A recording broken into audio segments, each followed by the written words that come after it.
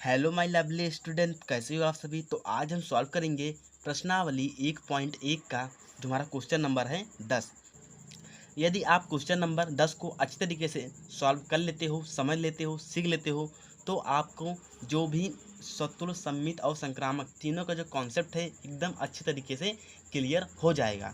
तो इसलिए इस वीडियो को थोड़ा ध्यान से देखिएगा। चलिए क्वेश्चन पढ़ते हैं। क्वेश्चन यह है कि ऐसे संबंध का उदाहरण दीजिए जिसमें हमें 5 क्वेश्चन दिए गए हैं। तो पहला है सम्मित हो परंतु न तो सतुल्य हो और ना ही संक्रामक हो। तो सबसे पहले हम सतुल्य, सम्मित और संक्रामक किसे कहते हैं उसको हम एक शॉर्ट नोट्स में देख लेते हैं। सबसे पहले हम हेडिंग डालते हैं सतुल्य किसे कहते हैं। सतुल्य ये कहता है कि समुच्चय में जितने भी अवयव हों उनका खुद के साथ संबंध होना चाहिए। यदि समुच्चय में ए अवयव हैं तो ए का संबंध ए के साथ होना चाहिए, और जो ए आए कहाँ से आए, आपके समुच्चय से आए। ठीक है। दूसरा हो गया हमारा, दूसरा क्या होता है, दूसरा है सम्मित। सम्मित क्या कहता है, सम्मित ये कहता है कि यदि ए का संबंध बी के साथ है तो इसका जस्ट अपोजिट यानी कि बी का संबंध भी ए के साथ होना चाहिए आपके रिलेशन में, तभी हमारा सम्मित कहलाएगा। और उस पर आता है हमारा तीसरा संक्रामक। क्या कहता है, संक्रामक ये कहता है कि यदि ए का संबंध बी के साथ है तो जो बी का संबंध है किसी तीसरे यानी कि सी के साथ है। ध्यान देखिए, ए का संबंध बी के साथ है और बी का संबंध किसी तीसरे के साथ यानी सी के साथ है, तब इसका पहला और इसका आखिरी यानी कि ए का संबंध भी सी के साथ होना चाहिए। ये हमारा कहता है संक्रामक। आई होप आपको थोड़ा थोड़ा सतुल्य, सम्मित और संक्रामक के बारे में जानकारी हो गई होगी। तो अब बढ़ते हैं अपने क्वेश्चन की ओर। हमारा क्वेश्चन क्या कह रहा है कि ऐसे संबंध का उदाहरण दीजिए जो सम्मित हो परंतु न तो सतुल्य हो और ना ही संक्रामक हो। तो सबसे पहले हम समुच्चय लेते हैं। समुच्चय में हमें 3 अवयव की जरूरत पड़ेगी, तो इसलिए सिंपली हम 1, 2, 3 अवयव ले लेते हैं, जिसकी हेल्प से हम आपका उदाहरण बताएंगे। ठीक है, चलिए देखते हैं। तो सबसे पहले हम रिलेशन बनाएंगे क्या, कि हमें क्या कहा गया है, हमें ये कहा गया है कि सम्मित हो परंतु सतुल्य नहीं हो और संक्रामक नहीं हो। इसका मतलब हमें सम्मित बनाना है। सम्मित कैसे बनेगा, क्या सम्मित क्या कहता है कि ए का संबंध बी के साथ हो तो बी का संबंध भी ए के साथ होना चाहिए। यानी कि यदि हम एक का संबंध 2 के साथ बनाते हैं तो 2 का संबंध भी एक के साथ होना चाहिए। ये हमारा कहता है सम्मित कहता है। ठीक है। तो उसके बाद क्या, न तो सतुल्य हो और न ही संक्रामक हो, मतलब सतुल्य भी नहीं है और संक्रामक भी नहीं है। तो ये हो गया उदाहरण। तो हमको सिंपली यह ध्यान देना है कि जो हमें कहा गया है कि सम्मित हो तो उसको हमें दिखा देना है, और जो नहीं कहा गया, सतुल्य नहीं कहा गया है और ना ही संक्रामक कहा गया तो उसको सिंपली नहीं दिखाना है। बस बात इतनी सी है। ठीक है। तो अब बढ़ते हैं अपने एग्जाम्पल नंबर दूसरे की ओर।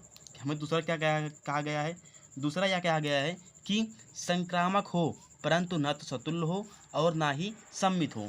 तो हम सिंपली ध्यान देंगे संक्रामक की ओर। संक्रामक किसे कहते हैं, संक्रामक कहते हैं कि यदि ए का संबंध बी के साथ हो, बी का संबंध सी के साथ हो, तो इसका पहला इसका आखिरी यानी कि ए का संबंध सी के साथ होना चाहिए। तो चलिए इसको भी देख लेते हैं। इसमें भी हम एक समुच्चय लेंगे। समुच्चय में हमें 3 अवयव लेंगे, 1, 2, 3 जैसे हमने पहले लिया था। इसका बनाएंगे रिलेशन। रिलेशन कैसे बनाना है कि एक का संबंध 2 के साथ हो और 2 का संबंध किसी तीसरे यानी कि सी के साथ हो। ठीक है। तो इसका पहला इसका आखिरी यानी कि एक का संबंध 3 के साथ होना चाहिए। तो ये हमने बना दिया। तो ये हो गया हमारा संक्रामक। ठीक है। और सतुल्य नहीं है, सम्मित नहीं है, तो उस पर भी हमें ध्यान नहीं देना है, क्योंकि वो हमें दिखाना ही नहीं है, सिद्ध ही नहीं करना है। उसके बाद बढ़ते हैं अपने क्वेश्चन नंबर तीसरे की ओर। तीसरा क्वेश्चन क्या कहता है कि सतुल्य तथा सम्मित हो किंतु संक्रामक ना हो।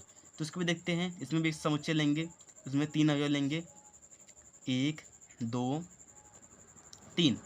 तो ध्यान से देखिए, इसमें भी रिलेशन बनाएंगे। इसमें क्या है कि सतुल्य हो यानी कि सभी अवयवों का संबंध स्वयं से होना चाहिए।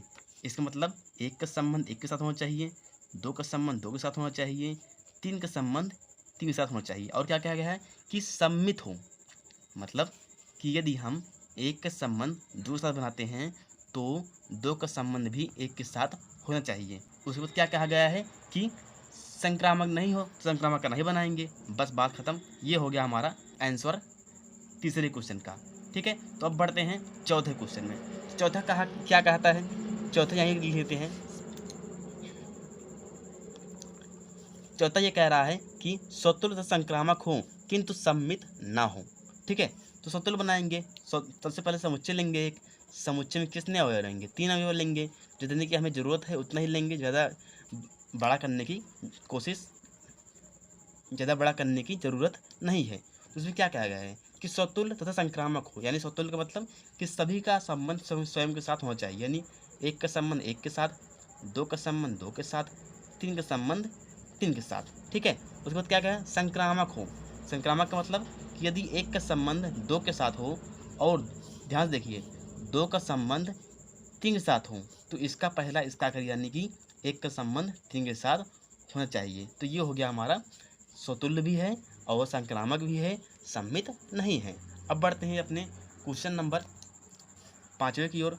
5वां क्वेश्चन क्या कहता है कि सम्मित तथा संक्रामक हो किंतु स्वतुल्य ना हो।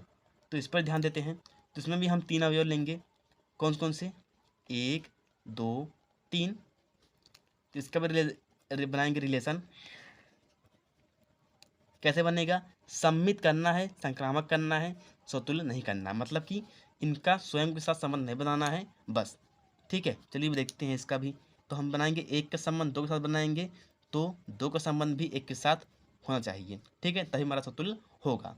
अब संक्रामक की ओर बढ़ते हैं। संक्रामक क्या कहता है कि यदि 1 का संबंध 2 के साथ है तो 2 का संबंध किसी तीसरे यानी कि 3 के साथ होना चाहिए।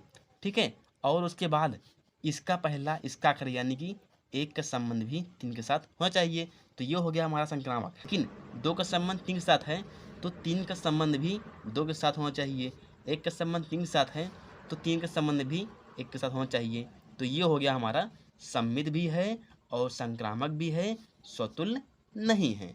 तो आई होप जो हमारा क्वेश्चन नंबर 10वां था, बहुत ईजी क्वेश्चन था और कॉन्सेप्ट पर आधारित क्वेश्चन था।